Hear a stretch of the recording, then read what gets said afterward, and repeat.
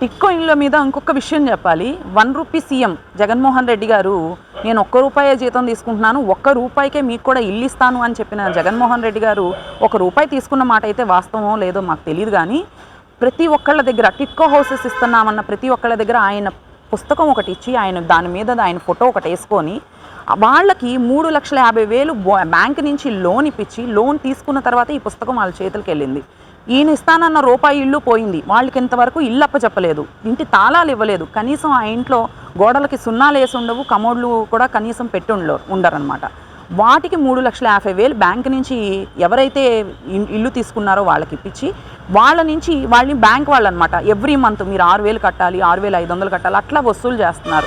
1 నెల 2 నెలలు కనుక వాళ్ళు పే చేయకపోతే బ్యాంక్ వాళ్ళు వాళ్ళని లబ్ధిదారులని పెట్టే టార్చర్ ఏదైతే ఉందో నిజంగా ఎంత ఇబ్బంది పడుతూ ఎంత బాధపడుతున్నారంటే సామాన్యులండి. నువ్వు ఉచితంగా ఇల్లు ఇస్తానన్నావు, ఉచితంగా ఇల్లు ఇస్తాను అని చెప్పి మోసపు మాటలు చెప్పి ఆ రోజున 1 టైం సీఎంగా మిగిలిపోవడానికి ఇది కూడా ఒక కారణం అనమాట జగన్మోహన్ రెడ్డి గారు. సెంటు భూమి మన వైజాగ్లో ఇల్లు చూస్తారు కదండి, ఒక మహల్ కట్టుకున్నాడు ప్రజల సొమ్ముతో.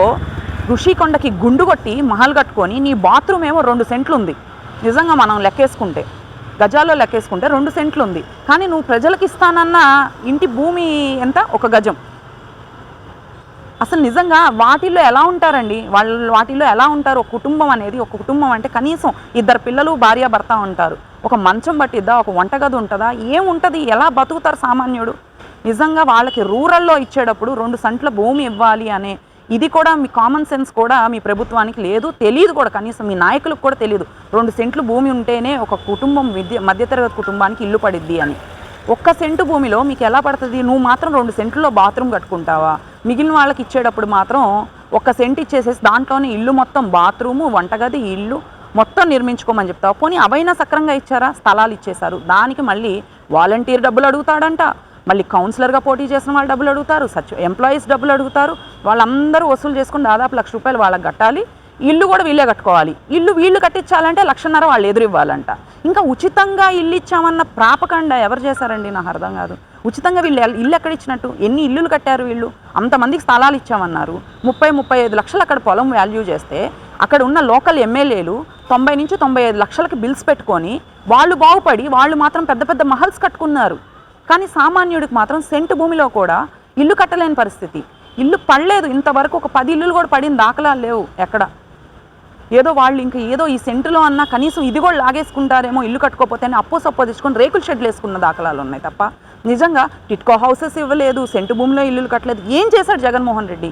నిరుద్యోగ యువతకి ఉద్యోగాలు లేవు, మహిళలకు లేదు. విదేశీ విద్యా పథకం తీసేశాడు. 10 లక్షల నుంచి 15 లక్షలు చేస్తానన్నారు విదేశీ విద్యా పథకం. మరి విదేశీ విద్యా పథకానికి 200 కోట్లు నువ్వు యాడ్స్ కోసం వాడుకున్నావు, ప్రచారం కోసం వాడుకున్నావు. కానీ నువ్వు 10 మందికి ఇచ్చిన దాఖలాలు ఏమైనా ఉన్నాయా? లేవు. ముస్లిమ్స్కి రంజాన్ తోఫా లేదు, దుల్హన్ పథకం లేదు. 50,000 నుంచి ₹1,00,000 చేస్తానన్న నువ్వు కనీసం ఆ 50,000 ఇవ్వడానికి కూడా దిక్కు దివానం లేదు. ఇంకేముంటుందండి జనాల్లో? మార్పు రాక ఏముంటుంది చెప్పండి? అన్ని మోసపు మాటలు. ఏ విలేజ్ వెళ్ళినా కూడా, ఏ జిల్లా వెళ్ళినా కూడా అక్కడ ప్రతి ఒక్క చోట ఆ భారతీ రెడ్డి కోసం మహల్ ఒకటి కట్టుకున్నాడు. ఈయన ఒక షాజహాను, ఆవిడొక ముంతాజు. వీళ్ళు మహల్లు కట్టుకోవడానికి సీఎం అయినట్టుంది తప్ప ప్రజలకు మంచి చేయడానికి, ప్రజల్ని బాగు చేయడానికి ఒక్క మంచి పని చేశారు అని చెప్పి ప్రూవ్ చేయండి చూద్దాం. అందుకే కనీసం ప్రతిపక్ష హోదా కూడా జనాలు ఇవ్వడానికి ఇష్టపడలే. ఆ రోజుని వెక్కిరించారు. 23 సీట్లు వచ్చినాయి, 23 సీట్లు వచ్చినాయి. నీకెన్ని వచ్చినాయి? అందులో సగం కూడా రాలేదు కదా.